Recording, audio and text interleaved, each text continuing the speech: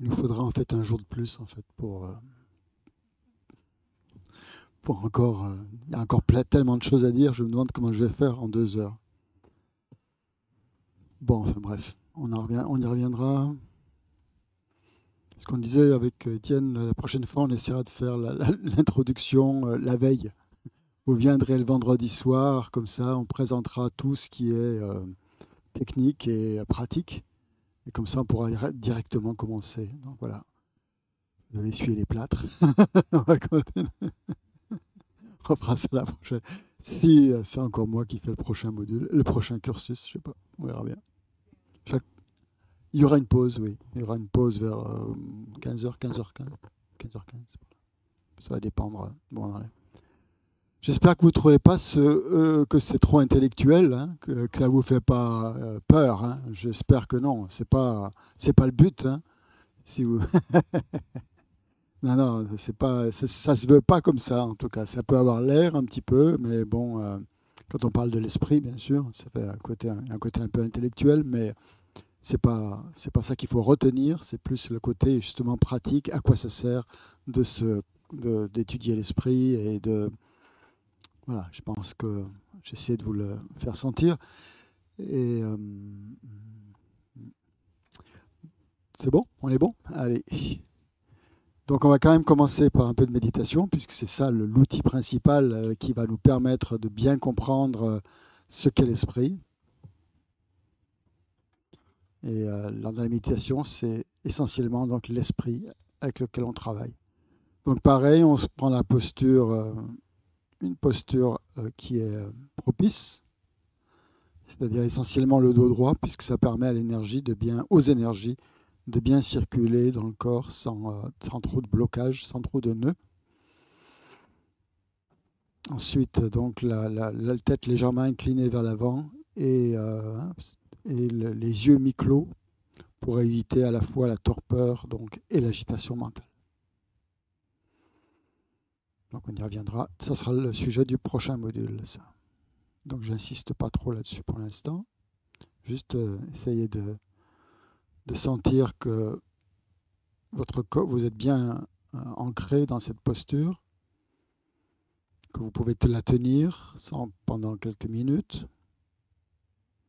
Minutes pendant lesquelles donc, on se concentre sur la respiration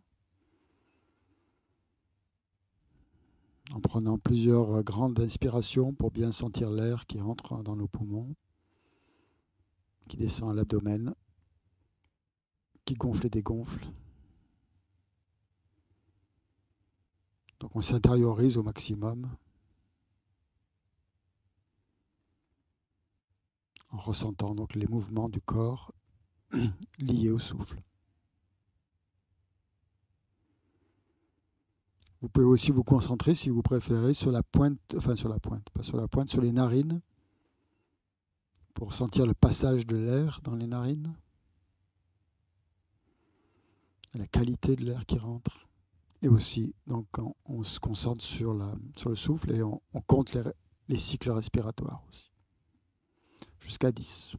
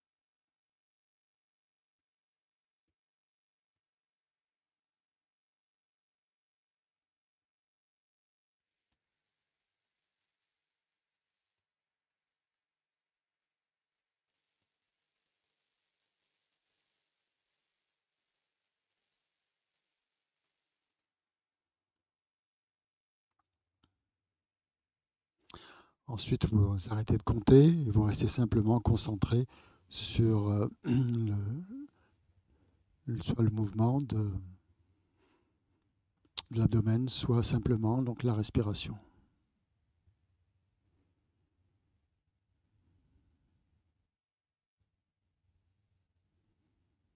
Donc soit les sensations, soit la respiration, ou soit les deux.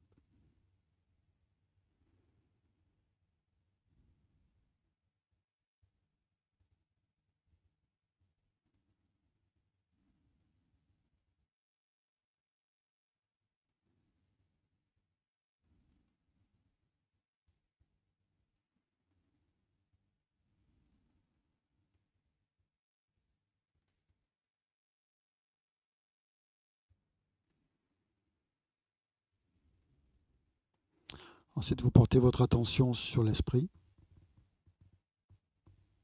sur votre esprit, c'est-à-dire sur ce qui se passe en vous quand vous méditez, sur ce qui s'élève,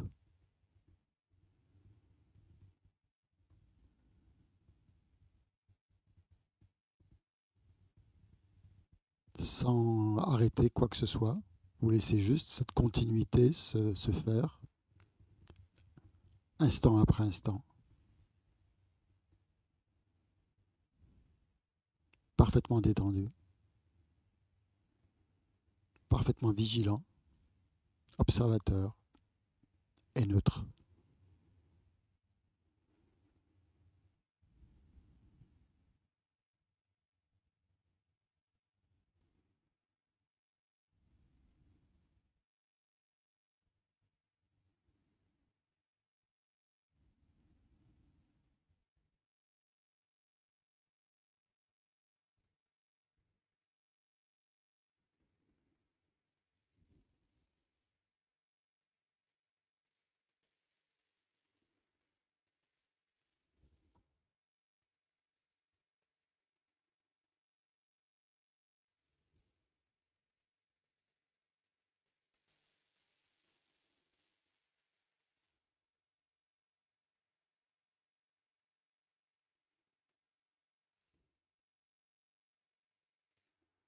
Essayez de ressentir donc cette continuité horizontale et aussi peut-être même cette continuité verticale en sentant que quand vous méditez, votre esprit devient plus subtil, perçoit ce qui se passe de manière plus fine, moins grossière, que la conscience mentale est plus détendue, mais aussi plus lucide.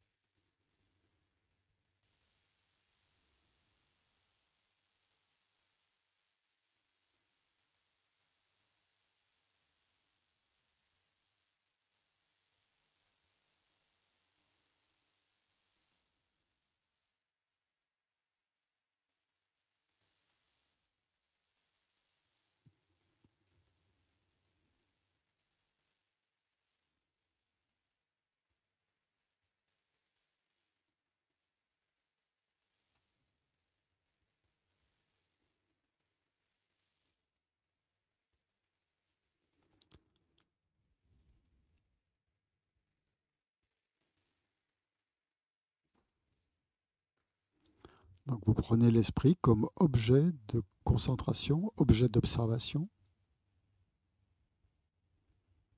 ce qui est assez facile.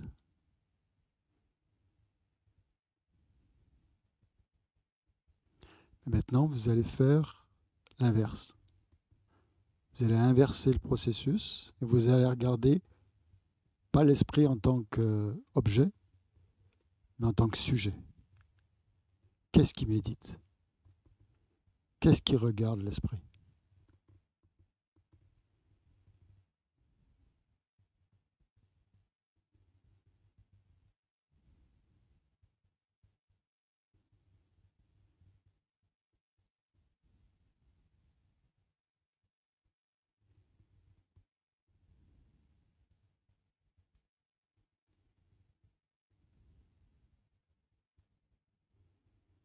Ne mettez pas de nom, n'essayez pas de trouver une désignation, juste observez.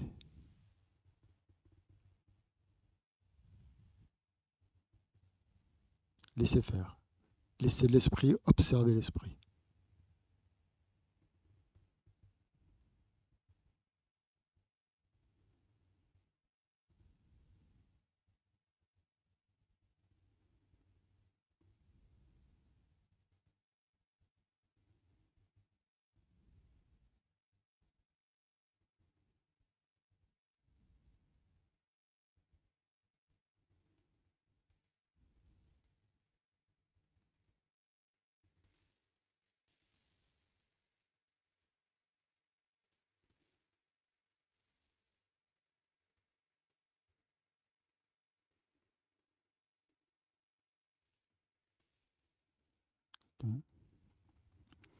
Donc ensuite, on va établir une motivation une motivation positive pour cette session de l'après-midi, en amenant dans notre espace mental toutes les personnes qui font partie de notre vie.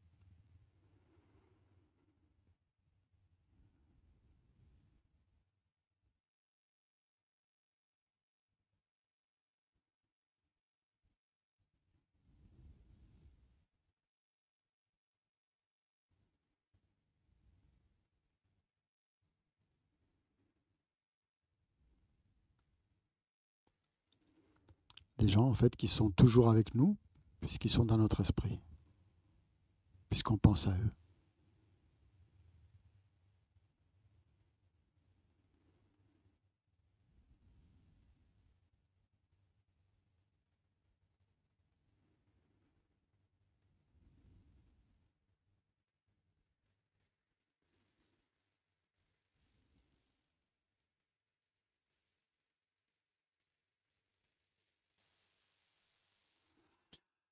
Et on établit donc cette motivation en pensant pourquoi on est ici, pourquoi on est venu, quelle est notre intention, notre aspiration, qu'est-ce qu'on espère retirer de ces pratiques, de ces études, en pensant aussi donc à tous ces êtres avec qui on a des liens et qui, on l'espère, pourront bénéficier de notre progression spirituelle, directement ou indirectement.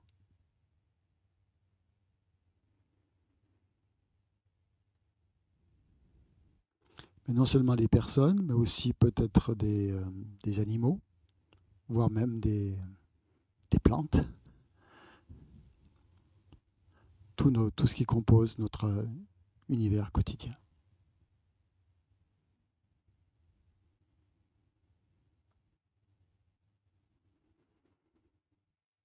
On ressent une parfaite symbiose entre nous et l'espace que nous habitons.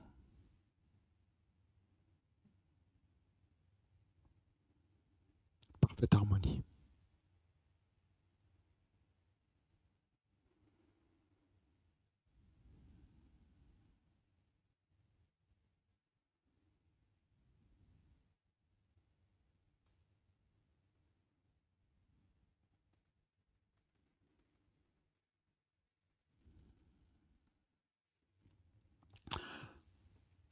Ensuite, on quitte cette méditation pour revenir dans le moment présent, dans le moment là où on est, ici et maintenant. Reprenant conscience de notre lieu, de notre assise, des gens qui sont à côté de nous, de notre corps, si on l'a oublié. Et on va voir la suite du programme.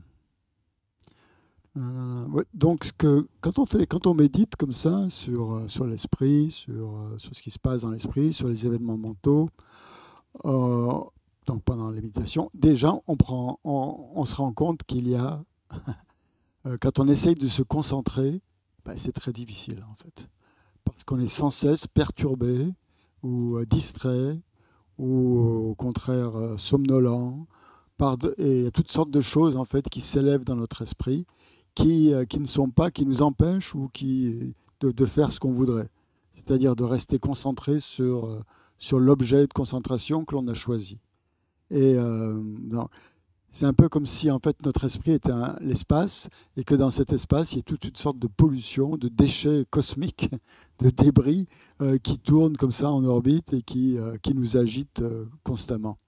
Donc en fait on a l'impression que notre esprit il est obstrué par toutes ces notre espace en fait, notre espace mental il est complètement obstrué par tout un tas de pensées qui n'ont rien à voir, qui n'ont rien à faire là, qui s'élèvent alors qu'on n'en a pas envie et qui nous perturbent quelque peu. Hein, voilà. Donc en fait, c'est dans le jargon bouddhiste, ces choses-là qui s'élèvent dans notre esprit, plus ou moins grossières ou subtiles, ça dépend des moments, ce qu'on appelle des perturbations mentales. Donc il y a l'esprit qui est neutre, comme on l'a dit, qui est cette conscience un peu neutre, mais qui est toujours, disons, pour nous en tout cas, pas pour un Bouddha, bien sûr, un Bouddha qui a éliminé toutes les perturbations mentales, ou même avant d'être Bouddha déjà, on peut éliminer les perturbations mentales avant d'être Bouddha. Bouddha, c'est encore un niveau au-dessus. Quelqu'un qui a éliminé les perturbations mentales, on l'appelle un arat dans le bouddhisme. Donc il y a un arat et un Bouddha. Bouddha, c'est pas la même chose. On verra la différence plus tard, mais en tout cas, cet arat, c'est quelqu'un qui a atteint la libération, qui est libéré des perturbations mentales. Donc en fait, c'est arat, A-R-H-A-T. C'est un terme qui veut dire, en fait, si on le traduit par Drajompa, en tibétain, la traduction tibétaine en tout cas, c'est Drajompa, comment on dit, qui a éliminé l'ennemi, celui qui a vaincu l'ennemi. L'ennemi, donc, étant les perturbations mentales. C'est ça l'ennemi, dans ce cas-là. Hein, donc, le vainqueur, voilà, le vainqueur de l'ennemi. Drajompa. Et donc, il a éliminé les perturbations mentales qui étaient son ennemi.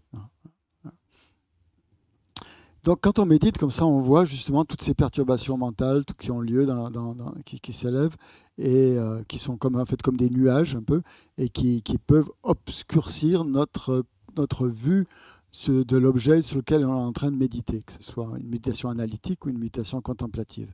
C'est quelque chose d'obscurcissant, un peu, d'opacifiant un petit peu. Donc, ce qui est intéressant, on va les voir, donc un peu ces perturbations mentales, qu'est-ce qu'elles sont.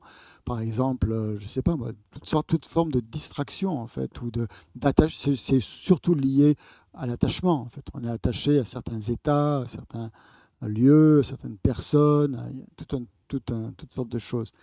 Et ce qui est intéressant de voir, c'est quelle est la cause. Pourquoi est-ce que ces perturbations mentales apparaissent, hein? Qu'est-ce qui les fait apparaître? Et donc les bouddhistes ont analysé quelles étaient les causes de ces perturbations mentales, pourquoi est-ce qu'on crée pourquoi est-ce que notre esprit ne reste pas tout simplement concentré sur son objet et que tous ces trucs-là apparaissent. D'où ça vient? Pourquoi? C'est intéressant de savoir pourquoi c'est. Donc les bouddhistes ont trouvé six causes, 6 raisons qui font que ces choses-là apparaissent. Donc je vais vous donner la liste. On ne va peut-être pas toutes les voir parce qu'on n'aura pas le temps, mais je vais peut-être voir les principales. La première cause, c'est une empreinte karmique qui est dans notre esprit. Dans notre esprit, il y a une empreinte karmique. Il y a des empreintes, il n'y en a pas une, il y en a une multitude. Il y en a un nombre incalculable d'empreintes karmiques. Et donc, c'est ces empreintes karmiques qui font apparaître c'est une des raisons. La deuxième raison, pour que ça apparaisse, il faut qu'il y ait un objet qui soit relié à cette perturbation mentale. Je dis bien relié. Il ne faut pas que ce soit un objet complètement, j'y reviendrai, complètement différent. Un objet relié, un objet approprié, si vous voulez. Hein. Par exemple, voilà, l'objet de la vue, ça va être des formes, ça ne va pas être des sons. Hein. Les sons, ce ne sont pas des objets qui sont reliés à la vue. Donc c'est quelque chose qui est relié, un objet. Ce n'est pas n'importe quel objet, c'est un objet qui est en relation avec cette perturbation mentale. Okay? On viendra. Hein? Ça peut être une personne, un objet. Quand on médite, par exemple, il y a toujours un objet. Hein? Hein, ok, par exemple. Ouais, on médite sur quelque chose. Hein. Si on médite sur le souffle, à ce moment-là, le souffle est un objet. Hein. Mais là, dans une perturbation mentale, il y a un objet de cette. Voilà. Si on est attaché à quelque chose. On est attaché à quelqu'un. Si on est en colère contre quelqu'un. On est en colère contre quelque chose. Il y a un objet. S'il vous plaît, Pas du utilisez tout, le pas du tout. micro Enfin, pour de les source. étudiants, Comment? pour utiliser le Ah micro oui, dans d'accord. le salle Merci. pour les étudiants en ligne. Une source, si tu veux. D'accord, dans ce sens-là, oui. Dans ce sens-là. Oui, d'accord. Il y a voilà, une source objective. Okay. Il y a quelque chose qui déclenche ça. Un objet extérieur à nous qui en est la source. Voilà. La source, vraiment, elle n'est pas, c'est pas forcément l'objet. La source, elle est à l'intérieur. Ensuite, il y a le troisième chose, c'est l'influence les mauvaises influences. Hein. Les influences extérieures qui peuvent être des personnes avec qui, voilà, qui peuvent avoir sur nous une influence ça ne nous convient pas, quoi. Si on vit avec ces personnes qui ont une mauvaise influence sur nous. Hein. Ça peut être, c'est pas forcément des gens, hein, ça peut être des amis qui sont bon, qui font, enfin qui font apparaître ces choses-là. Hein. Avec certaines personnes, ou en environnement, ouais. En environnement. Ok, très bien, ça va bien. Quatrième cause, c'est des sources, des enseignements, des principes, des informations erronées. Le fait de suivre, de croire ou d'adopter des théories, on peut dire ça aussi, erronées, qui vont aider à faire apparaître. Un exemple, par exemple, de théorie erronée, par exemple, si vous suivez quelqu'un, on va dire un psy, qui vous dit que la colère, il faut la laisser s'exprimer, par exemple. Dans le bouddhisme, c'est une notion complètement erronée de laisser s'exprimer la colère parce que c'est dangereux. C'est dangereux pour vous, c'est dangereux pour l'autre. Donc, mais si vous suivez cette idée que la colère est bonne et qu'il faut au contraire l'alimenter parce que voilà, ça va faire sortir de vous plein de choses et vous allez vous en débarrasser, vous allez suivre cette idée et ça va vous emmener finalement à quoi? À plus de souffrance, pas à plus de bonheur. Donc c'est pour ça qu'on considère ça comme une idée, une théorie erronée. Et le fait de suivre ça, eh ben, ça va amener plus de perturbations. En l'occurrence, ici, la perturbation de la colère, ou de l'aversion, ou de la haine, hein, par exemple. Voilà. Ça va l'accroître, disons. Donc voilà, c'est suivre des tendances, ou pas des tendances, mais plutôt dans les textes, on dit des enseignements. Mais pour nous, enseignements, ça ne veut pas dire grand-chose. Disons plutôt pour nous des théories. Théories erronées actuelles, ou des idéologies, par exemple. Hein, des idéologies qui sont négatives. La cinquième, c'est les habitudes, les schémas, les fameux schémas habituels qui sont dans notre esprit. Et de continuer à être influencé par ces schémas en les entretenant quelque part, en voulant qu'ils soient, en pensant qu'ils sont bons. Hein. On va y venir. Et sixièmement, toute forme d'idées fausses que l'on peut avoir. Des idées fausses. Voilà. Donc là-dessus, je vais m'appuyer. Il y a un très bon livre qui est vieux, qu'on ne trouve plus maintenant, qui a disparu. Sinon, peut-être sur Amazon à 600 €. Je vous le vends le mien. Non, je plaisante. Je l'ai pris à la bibliothèque, donc vous pouvez le lire à la bibliothèque, il est disponible. Ça s'appelle L'énergie de la sagesse. C'est un des premiers livres qu'on a publié aux éditions Vajrayogini il y a très longtemps, quand elles existaient, et qui reprend donc des enseignements de la Mazopa et de la Mayeshe. Et justement, dans un chapitre qui s'appelle Comment surgissent les perturbations, ils expliquent ça de manière très très bien. Tout ça. Donc, je vous conseille de le lire si vous pouvez le trouver. Le prendre dans la bibliothèque, éventuellement photocopier, prendre des photos des pages.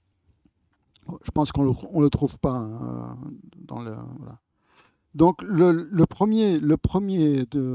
première source, là, les empreintes karmiques, en fait, ce sont toutes les empreintes d'actions non vertueuses que l'on a accumulées depuis des temps sans commencement et qui sont dans notre esprit sous forme d'empreintes.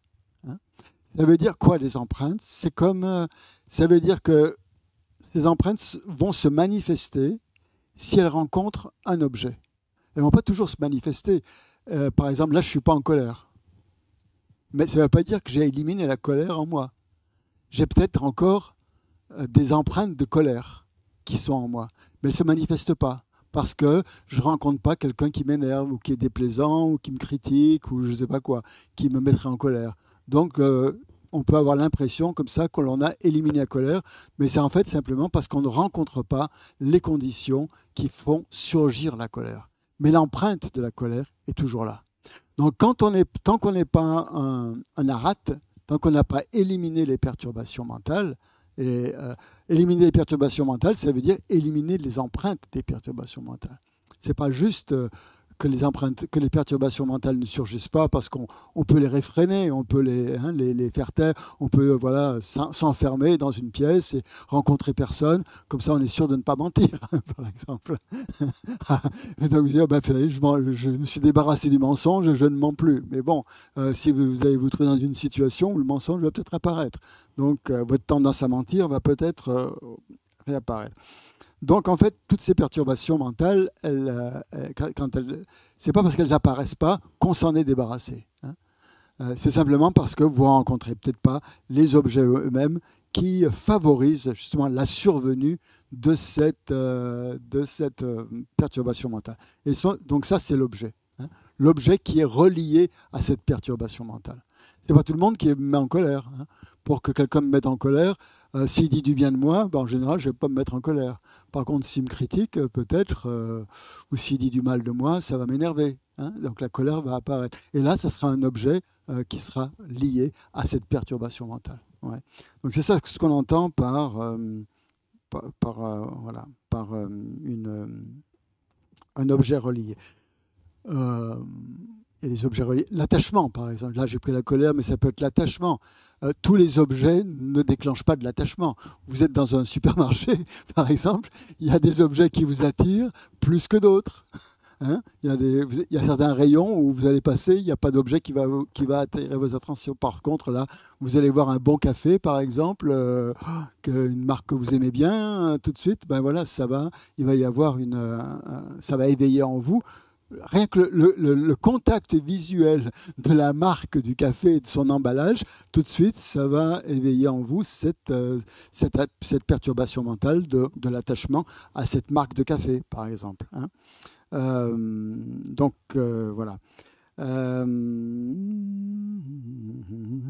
Donc tant qu'on est, on est influencé par le désir, justement, dans notre monde actuel, et tous ces objets accentue le désir. Ce n'est pas tous les objets qui accentuent le désir, certains seulement.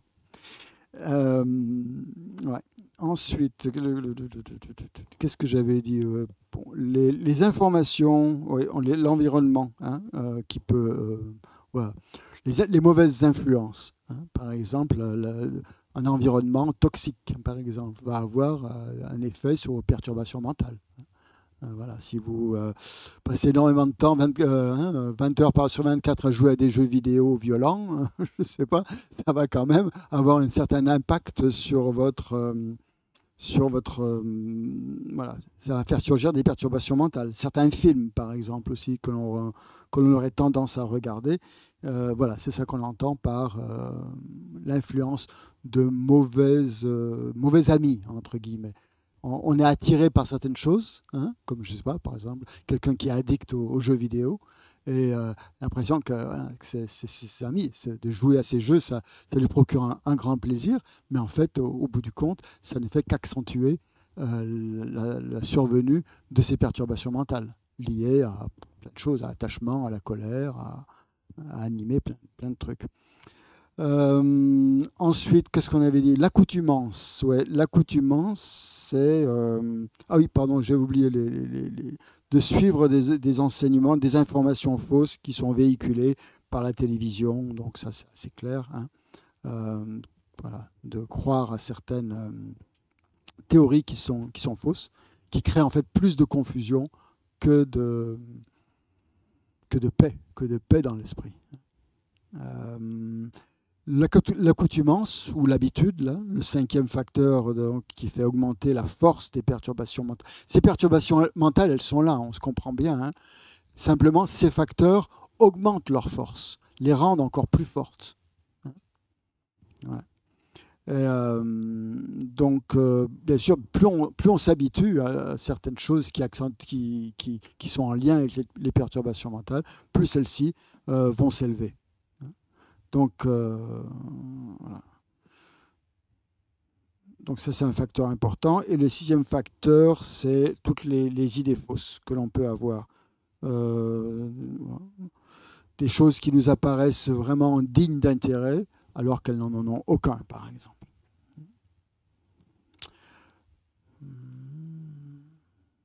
Voilà. Donc ça, ce sont les 6 facteurs qui accentuent qui renforcent les perturbations mentales et qui font que, justement, quand on médite comme ça, quand on essaie de se concentrer, on a du mal à rester vigilant, à rester attentif, parce qu'il y a toutes ces perturbations qui ont lieu, et suivant ce qu'on fait, suivant le quotidien que l'on a, eh bien sûr, ça va les accentuer. Ok, par rapport à ça, il y a des questions par rapport à ces 6 facteurs qui accroissent les perturbations mentales. Donc c'est important de les voir, de le savoir en tout cas, et de les observer, de voir quels sont les événements, dans notre vie, quels sont les éléments, qui accroissent nos perturbations mentales. Et essayer d'être lucide par rapport à ça. Alors c'est très pernicieux, bien sûr, parce qu'en général, ils se font passer pour nos amis, quelque part, surtout pour l'attachement. On a l'impression que comme ça nous procure un certain plaisir, eh ben, qu'est-ce que c'est bon, quoi. Mais voilà, en fait, si on regarde plus attentivement, c'est pas vraiment comme ça que ça se passe. C'est pas vraiment, ce sont des faux amis, quoi, autrement dit. Ouais. Ouais. On pourrait... expliquer un peu mieux idée fausse. Tu pourrais nous expliquer un peu mieux idée fausse. Je ne vois pas précisément ce que c'est.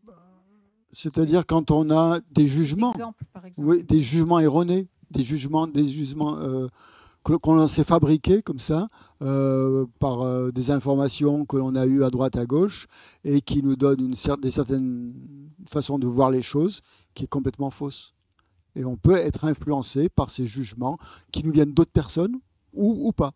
Hein, ça, les mauvais amis, par exemple. Mais ça peut aussi venir de nous-mêmes parce qu'on analyse les choses d'une certaine façon et cette façon d'analyser les choses va renforcer nos perturbations mentales parce qu'elle est fausse, parce qu'elle n'est pas en accord avec la réalité. Ouais. La réalité conventionnelle, peut-être, ou la réalité ultime. Bon, ça, c'est encore autre chose. Hein. Mais en tout cas, ce n'est pas en accord. En tout cas, c'est faux, c'est erroné. Et donc, voilà, quand c'est juste, en général, ça passe. Hein, c'est bon, c'est juste, on n'en fait pas tout un plat. Mais en général, quand c'est erroné, ça a tendance un petit peu à tourner dans notre tête et on essaie de se prouver par l'analyse en disant qu'on a raison, mais pas vraiment. On n'a pas vraiment raison, mais on veut quand même se prouver que, voilà, que notre façon de voir, elle est juste. Voilà, ouais. Donc ça alimente en fait tout un discours mental qui sert à rien et qui est même voilà.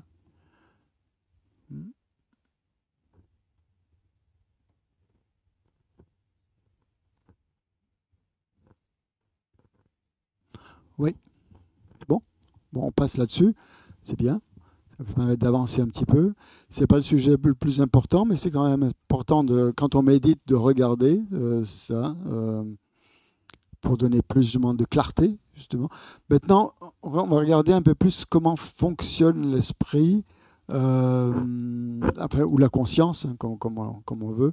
Et on va voir 2 fonctions de la conscience dans son mode de fonctionnement. L'un, c'est la perception, deux types de fonctionnement qu'on a dans l'esprit, la perception et la conception. Ce sont deux choses différentes. Donc, ce qu'on entend par conception, c'est un état d'esprit ou une conscience, il y a une conscience qui connaît un objet, qui connaît un objet, conception, connaît un objet, mais pas directement. Elle le connaît par l'intermédiaire d'une image mentale. D'une image mentale. C'est-à-dire, et elle va y réfléchir, elle va y penser à cet objet. Donc c'est la conscience mentale là, qui fonctionne, effectivement. Si je vous dis, par exemple, je dis simplement ciel bleu, là, maintenant, ciel bleu. Vous êtes dans votre conscience mentale, vous allez imaginer un ciel bleu. Un ciel bleu va vous apparaître, mais ça ne sera pas le ciel.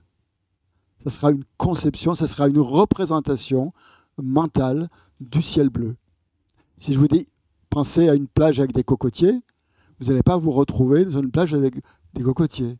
Vous allez imaginer ce lieu, vous allez y penser, vous allez le concevoir.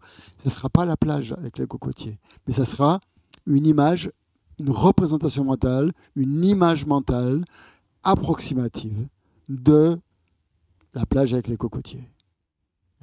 Mais donc, ce n'est pas l'objet lui-même, c'est une représentation de l'objet. Si je vous dis, pensez à une tasse de café, vous n'allez pas pouvoir la boire, cette tasse de café. Vous allez juste pouvoir la penser.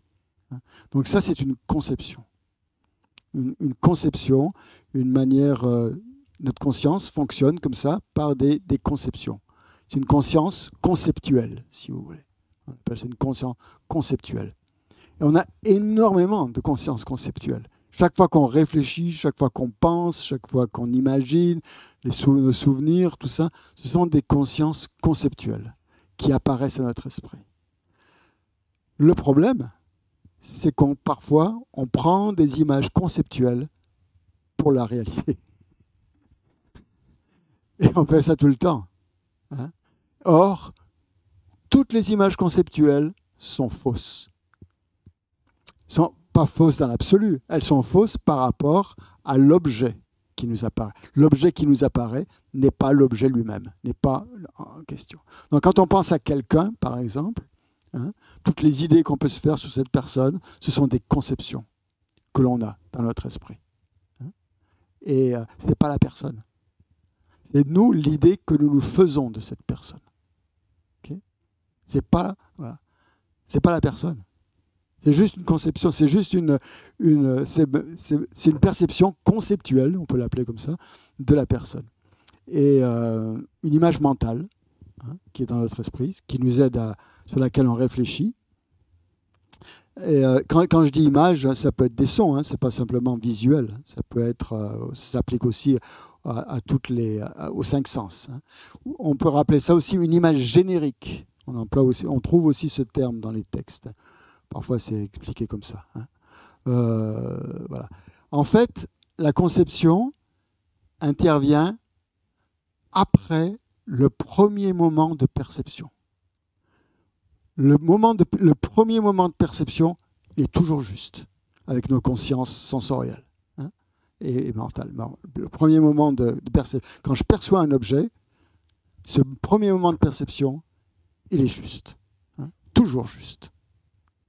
Sauf si, bien sûr, j'ai un problème visuel. Par exemple, si je suis daltonien, je ne sais pas, ou si j'ai un problème oculaire, quelque chose.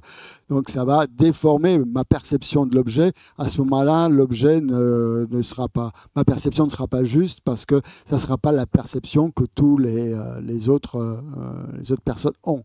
Ce sera une perception déformée à cause d'un défaut dans mon organe visuel, dans mon œil, par exemple. Une aberration visuelle, comme on dit. Mais sans ça, si l'objet qui m'apparaît, l'objet que je perçois, il est là. Il est effectivement là, je le perçois. La montre, je la vois. Par contre, le deuxième instant de cette perception, ça devient une conception. C'est-à-dire que c'est plus une perception directe, ça devient après une perception. On a une image mentale de cet objet qui n'est plus l'objet lui-même. Voilà. Donc c'est la différence, si vous voulez, donc entre la perception et la conception. Donc il y a deux types de perceptions. Il y a les perceptions sensorielles, avec les sens, qui dépendent de trois choses. Pour qu'une perception sensorielle ait lieu, il faut trois choses. Il faut un objet, un son, une odeur, un objet visuel, un goût, quelque chose, un objet tactile. Donc il faut qu'il y ait cet objet. Deuxième chose, il faut qu'il y ait l'organe, l'organe physique qui permet le contact avec l'objet, c'est-à-dire l'œil, l'oreille, etc. Okay. Ça, c'est deux choses. Et troisième élément qui est important pour qu'il y ait une perception, il faut qu'il y ait eu un moment antérieur de perception, puisque c'est une continuité. La perception est une continuité. Il y a une continuité dans la perception qui est toujours là. Et c'est un moment de perception a lieu parce qu'il y a eu un moment de perception antérieure. C'est une perception visuelle qui continue à donner lieu à une perception visuelle. Et les objets apparaissent comme ça dans cette continuité de perception visuelle. Donc il doit toujours y avoir ce moment de perception qui est antérieur et qui est la cause du moment suivant. Donc trois choses, objet, organe et un moment antérieur. Donc on appelle ça la condition objectale, puisqu'il y a l'objet ou objective si vous voulez. Ça c'est par rapport à l'objet. La condition dominante, c'est l'organe. Et la condition immédiate, c'est voilà. Et il faut qu'il y ait ces trois choses présentes pour qu'une perception puisse apparaître. S'il n'y a pas eu un moment antérieur de perception, il n'y aura pas l'effet, autrement dit. Il lui faut une cause. Et cette cause doit être exactement similaire, de la même catégorie que sa cause. Un instant de conscience visuelle ne va pas donner naissance à un instant de conscience auditive. Okay. Mais un instant de conscience visuelle va donner naissance à un deuxième instant de conscience perceptive, conscience visuelle, dont il est l'effet. Voilà. Par contre, les perceptions mentales, elles n'ont pas besoin d'un organe physique, juste le mental. Pas besoin d'un organe de l'œil, de la vue, de tout cela. Il faut simplement le mental pour que ça fonctionne. Et ça, le mental, justement, c'est la condition immédiate aussi, puisque le mental est une continuité.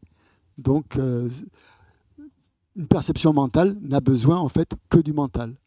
Et donc, il y a forcément une continuité mentale dans le mental. Donc, ça sera le moment précédent aussi qui sera sa condition.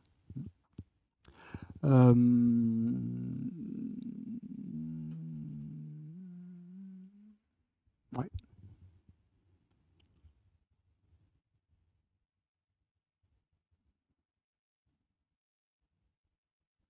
On va prendre un exemple maintenant un peu pratique pour essayer de voir un peu ce que ça veut dire tout ça. Imaginez donc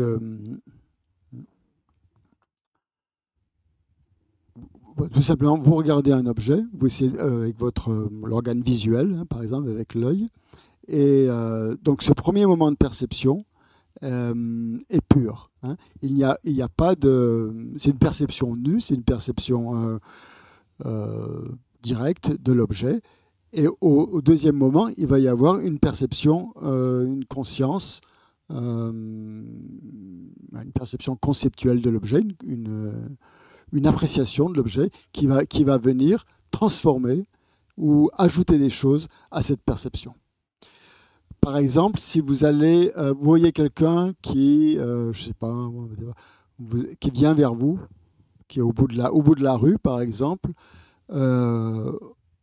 premier moment de perception, vous allez voir une personne qui est en vous. Et même, ça sera juste une personne. Hein. Il n'y aura même pas le nom personne. Il n'y aura même pas le nom individu ou quoi que ce soit. Il y aura juste la perception. La perception qui est avant la désignation. Hein. Après, il va y avoir, dans un deuxième moment, vous allez mettre une désignation. L'esprit va mettre une désignation là-dessus. Il va le désigner par un concept. Hein. Toute désignation, en fait, est un concept. Ça, c'est très important. Tous les noms que l'on met sur des choses sont des concepts. Ce ne sont pas des perceptions directes. Hein. La perception directe, elle ne met aucun concept. Elle perçoit la chose directement. Elle perçoit quelque chose. Et après, la conscience, la cognition, comment on appelait ça, oui, la conscience cognitive va mettre plein de choses sur cette perception. Et ça va très très vite, hein, bien sûr.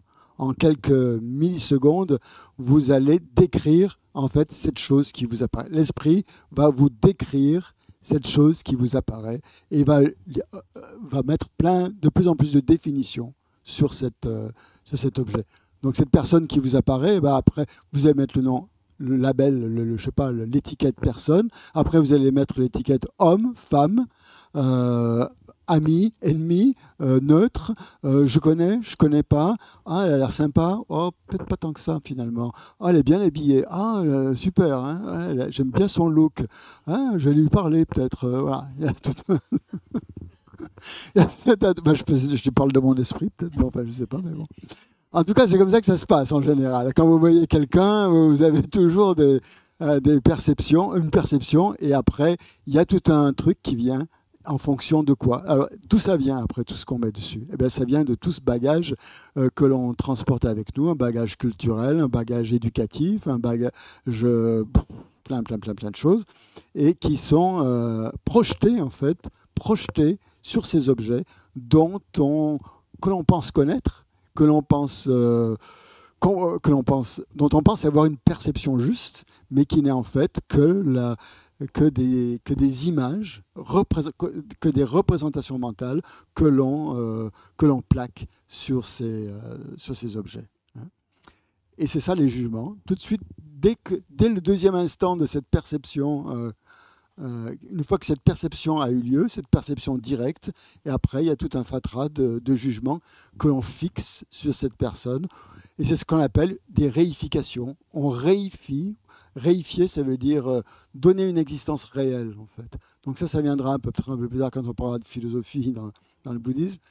Tout de suite, on va accorder une réalité à cette perception que l'on a. C'est normal, bien sûr.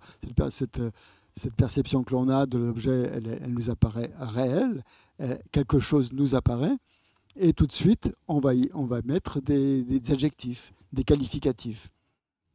Voilà. Et ça change tout. Parce qu'à partir du moment où sur cet objet, on met toutes sortes d'appréciations, ou de qualités, ou de défauts, ça change toute notre perception. Et ça change même toutes nos relations avec les autres. Hein. Dès qu'on voit quelqu'un, si sur cette personne, quand on a juste vu sa silhouette au loin, on ne sait pas encore trop qui c'est pas grave. Mais petit à petit, plus on va regarder, et là, il va dire ah ben c'est elle, ah ben non, j'ai pas envie de la voir, ah ben surtout pas, il faut que je l'évite. Hein. Et alors que peut-être cette personne est en train de venir vers vous, vous avez eu une discussion avec cette personne, ça s'est pas très bien passé, et peut-être qu'elle vient vers vous pour s'excuser. Parce qu'elle vous dit, ah ben, finalement, tu as eu raison, ouais, j'ai eu tort, tout ça. Mais vous, simplement, le fait de la voir qui s'approche vers vous, va, avec toutes vos conceptions qui se mettent en place, vont vous influencer et vous faire éviter cette personne qui a peut-être de très très bonnes intentions à votre égard. Et donc tout ça, c'est influencé complètement par nos jugements. C'est un exemple, par exemple. Donc c'est très très rare que pratiquement même impossible à notre niveau, à nous, que l'on rentre dans une relation d'une manière complètement objective, complètement neutre, sans aucun a priori. Il y a toujours quelque chose qui est derrière, des conceptions qui sont en train de nous raconter des histoires, quoi, en fait, et qui influencent en fait la manière dont nous allons percevoir. La perception a déjà eu lieu, mais les cognitions qui viennent en plus se mettre par-dessus, les conceptions, pardon, pas les cognitions, les conceptions personnelles qui viennent se mettre par-dessus, eh bien, transforment complètement cette personne. Donc là, c'est très très intéressant. Parce que où est la personne? Si on se pose la question, qui est la personne? Est-ce qu'elle existe en dehors de nos conceptions? Est-ce qu'elle existe en dehors de notre conception? Qui est-ce? Moi, je la vois de telle manière, mais mon copain, là, il va la voir d'une autre manière. Moi, elle me plaît, lui, elle ne lui plaît pas. Où est la réalité de cette personne? Quelle est sa réalité? Est-ce qu'elle est telle qu'elle m'apparaît ou est-ce qu'elle est telle qu'elle apparaît à mon copain? Qui a raison? Qui a tort? C'est moi ou c'est lui? Ni l'un ni l'autre. Ni l'un ni l'autre. Et là, on va toucher quelque chose de très très profond dans le bouddhisme, justement, cette notion de vacuité. Et c'est ça la vacuité. C'est-à-dire que si vous cherchez un atome, même un quark ou je ne sais pas quoi, un neutrino, ce qu'il y a comme truc d'existence véritable de la personne, vous n'allez même pas le trouver. Impossible.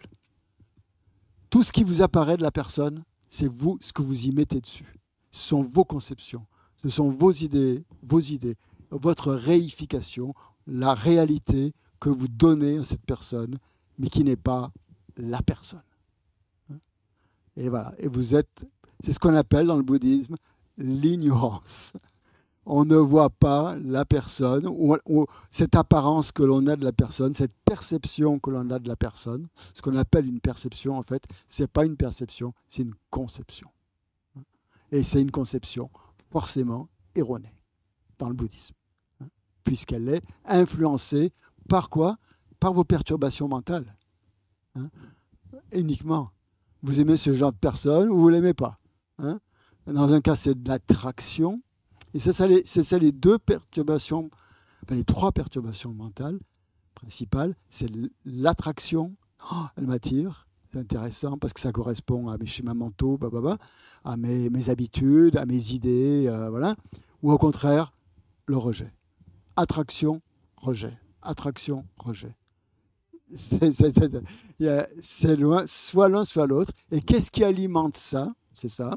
Qu'est-ce qui alimente ça? C'est l'ignorance. Donc il y a l'ignorance au centre des perturbations mentales, l'ignorance fondamentale, qui se trompe complètement sur la nature de l'objet en question, personne, objet, ce que vous voulez, et qui l'interprète par ses conceptions, soit comme un ami, soit comme un ennemi, soit comme un étranger, soit comme quelqu'un qui n'est pas vraiment intéressant.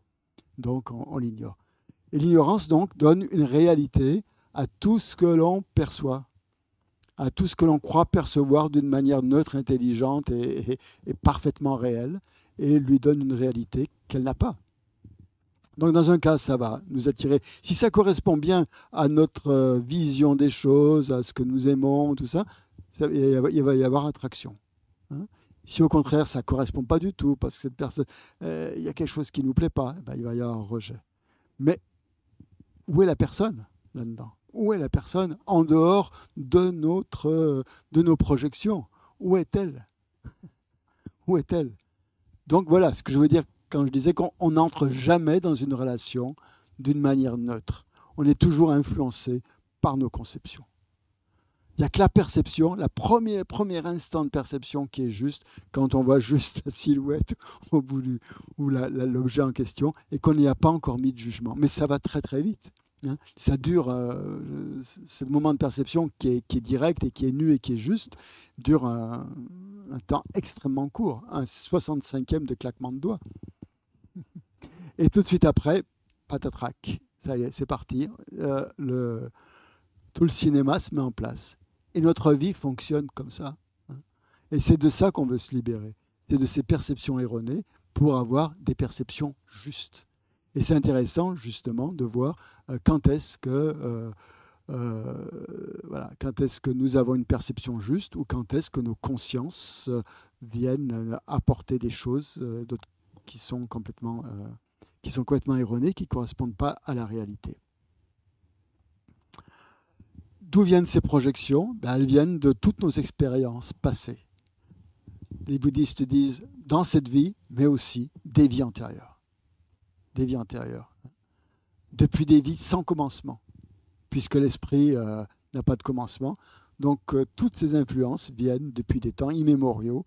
Et voilà. Donc ça complique énormément les choses. On est toujours, donc tout ce dont on fait l'expérience n'est jamais vraiment une expérience fraîche, une expérience nouvelle.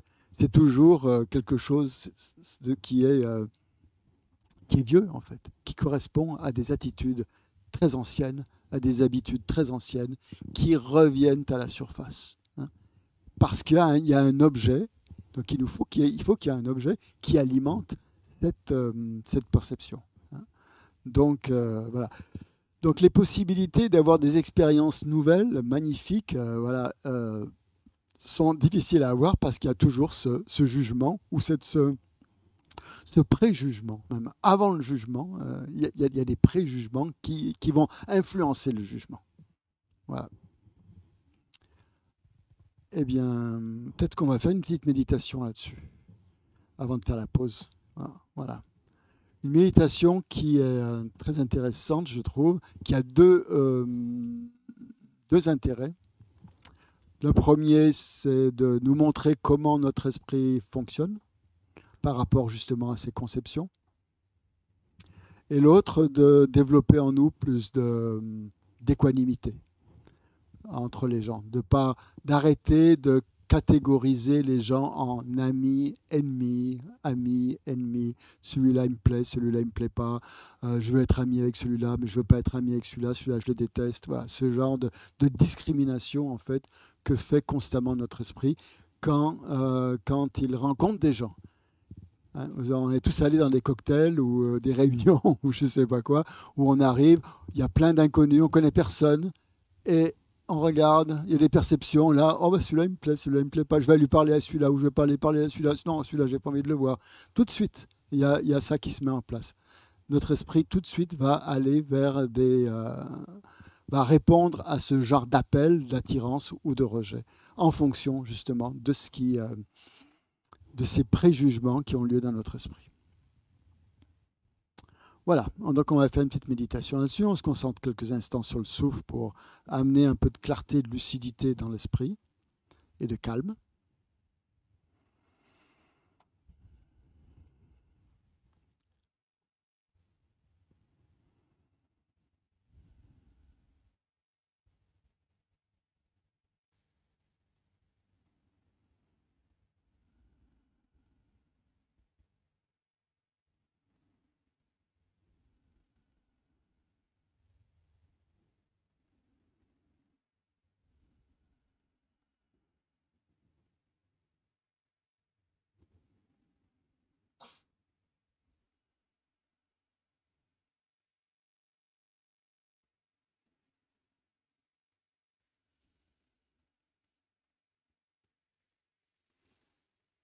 Donc essayez d'être très attentif à votre respiration, votre souffle. Vous pouvez compter une dizaine de respirations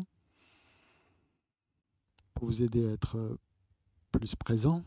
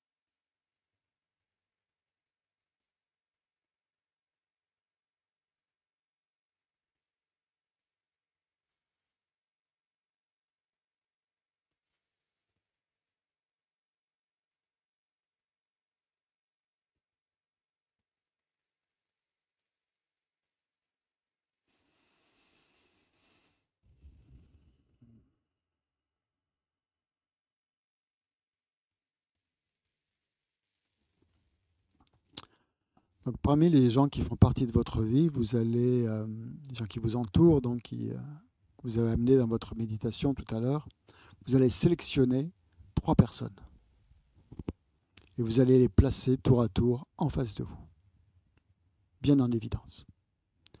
La première que vous allez choisir, c'est un ami très proche, un parent, un amant, une personne pour laquelle vous avez vraiment des sentiments qui comptent beaucoup dans votre vie, que vous appréciez énormément.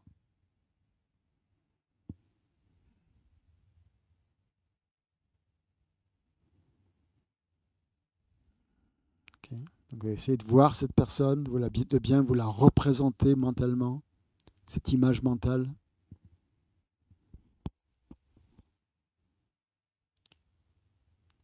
Okay. Maintenant, vous faites venir devant vous, dans votre champ mental, une personne, au contraire, que vous n'aimez pas. Quelqu'un avec qui vous avez des problèmes. Chaque fois que vous la voyez, vous avez envie de fuir. Personne qui vous provoque de l'animosité, des sentiments un peu agressifs, voire d'irritation en tout cas, qui vous met mal à l'aise.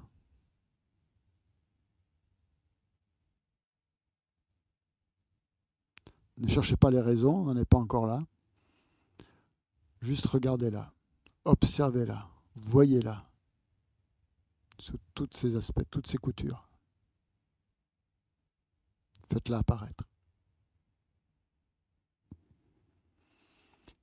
Et la troisième, faites venir devant vous un étranger, quelqu'un que vous avez à peine remarqué, quelqu'un pour lequel vous n'avez pas de sentiment, vraiment. Vous sentez que de l'indifférence. Quelqu'un que vous voyez là et pour lequel voilà, vous ne ressentez rien de spécial. Quelqu'un qui vous est indifférent. Donc c'est plus difficile de la faire apparaître puisque c'est indifférent, donc on ne la voit pas forcément, mais on peut même l'imaginer. Quelqu'un qu'on rencontre dans la rue tous les matins ou qu'on aperçoit et à qui on n'a jamais parlé, par exemple. Une caissière dans un supermarché dans lequel on va tous les jours. Et cette personne n'est ni un ennemi ni une ennemie.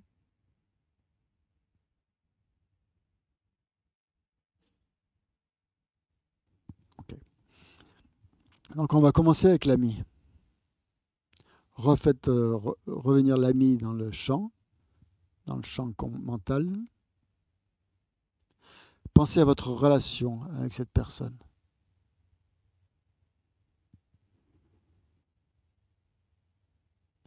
Cette personne qu'on aime tant. Dans laquelle on ne voit que des belles caractéristiques, que des qualités. On regarde pourquoi cette personne, est-ce qu'elle nous a attirés déjà, au début? Ou en tout cas, pourquoi est-ce qu'on est amis avec cette personne? Pourquoi on l'aime? Qu'est-ce qui nous attire chez elle?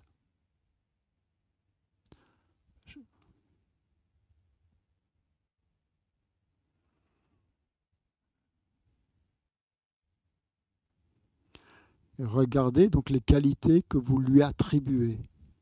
Je dis bien attribuer. Ça ne veut pas dire qu'elle les ait, mais toutes les qualités que vous lui attribuez, que votre esprit lui attribue.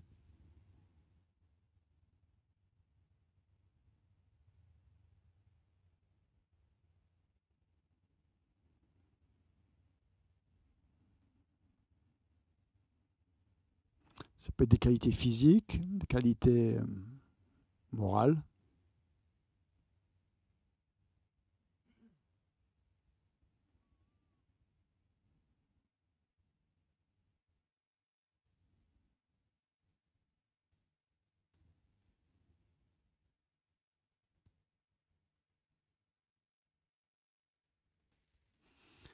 On a l'impression que donc avec cette personne avec laquelle on a une relation amicale, en fait, ne peut absolument pas nous faire de mal. Qu'elle n'a pas de traits négatifs ou nuisibles. de traits de caractère qui pourraient nous nuire.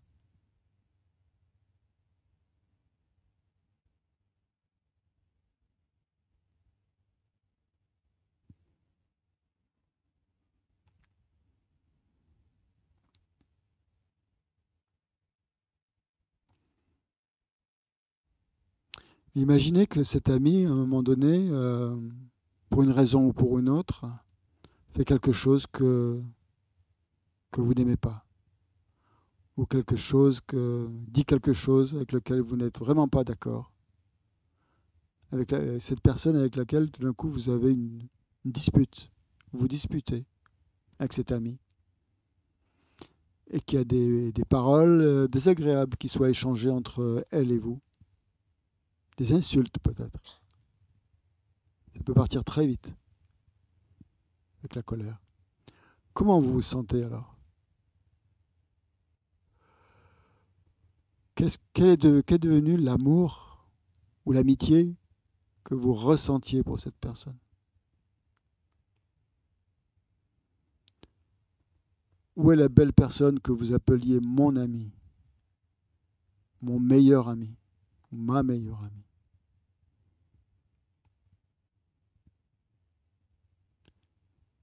Regardez comment un moment de colère peut complètement transformer votre perception de la personne. Les qualités que vous lui attribuez disparaissent complètement.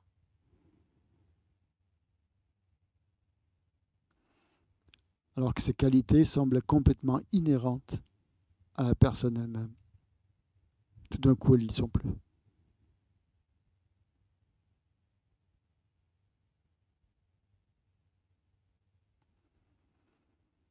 Où est-ce qu'elles sont passées, ces qualités?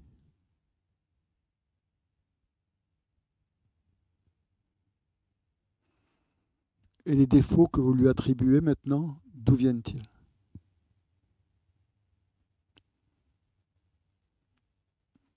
Est-ce qu'ils sont inhérents à la personne?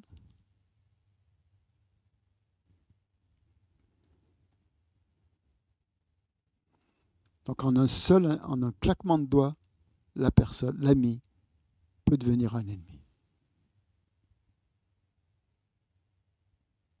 Par ennemi, j'entends quelqu'un qui nous déplaît, tout simplement.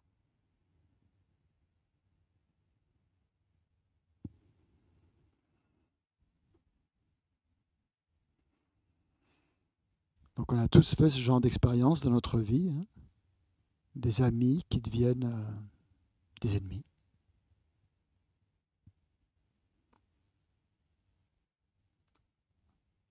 Un mariage qui finit en divorce.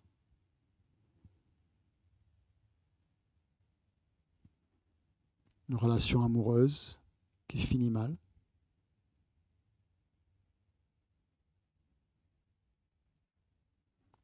Une famille que tout le monde admirait comme exemplaire éclate. L'amitié qu'on avait pour une personne, l'amitié d'une vie qu'on avait pour une personne, peut complètement s'évanouir.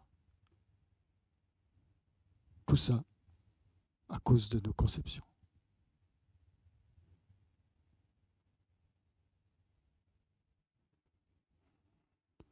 Donc où est l'ami éternel, l'ami existant de son propre côté, l'ami en soi, l'ami trouvable,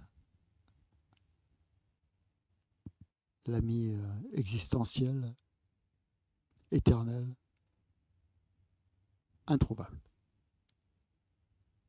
N'existe pas. Juste une conception.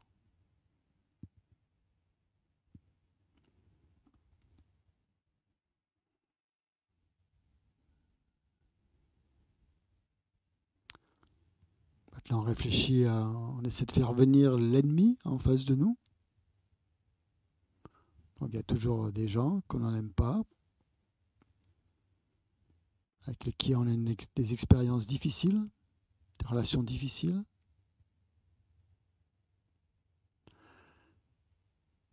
Quand on voit cette personne, il n'y a rien qu'on aime dans cette personne.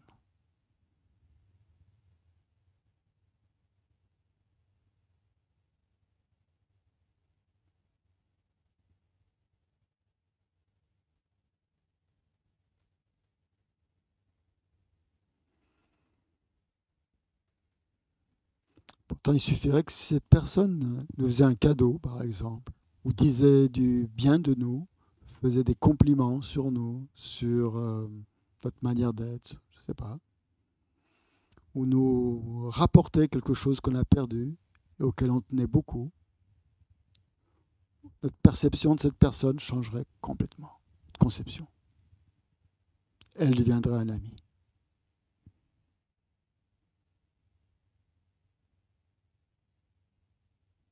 Juste parce qu'elle a fait quelque chose pour nous. Quelque chose de bien. Quelque chose qu'on aime. Qu'on apprécie.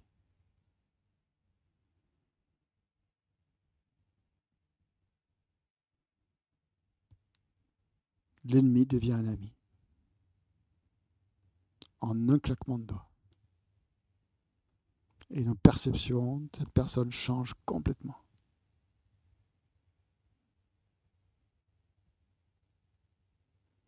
On a tous vécu ça. On a des amis maintenant qui, au départ, étaient des gens qu'on ne pouvait pas sentir.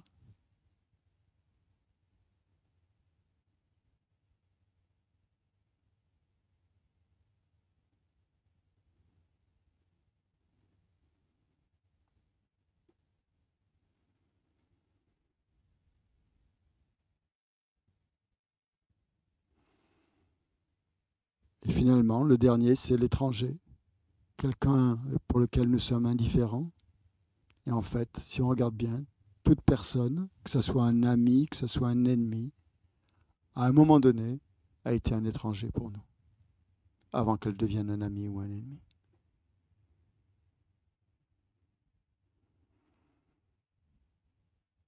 Donc toutes les personnes qui font partie de notre vie sont parfois, justement, peuvent se transformer. Chaque personne est parfois l'ami, parfois elle se transforme en ennemi.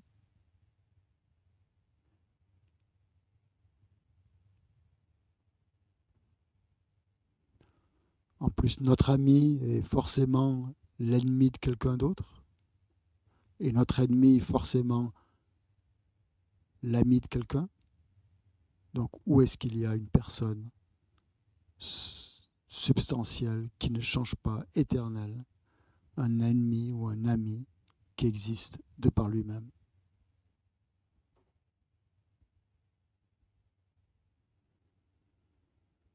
Donc, regardez, observez ces projections mentales que l'on met sur les personnes en croyant à la réalité de ces conceptions erronées.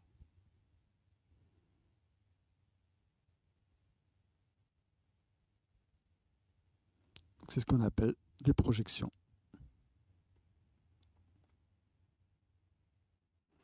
Donc si on fait ça, c'est une méditation qu'on peut faire, vraiment très très intéressante, parce qu'elle nous permet de relativiser nos relations avec les autres et d'avoir plus d'équanimité dans nos relations, de moins discriminer, d'avoir un esprit plus objectif, plus neutre, plus aimant aussi.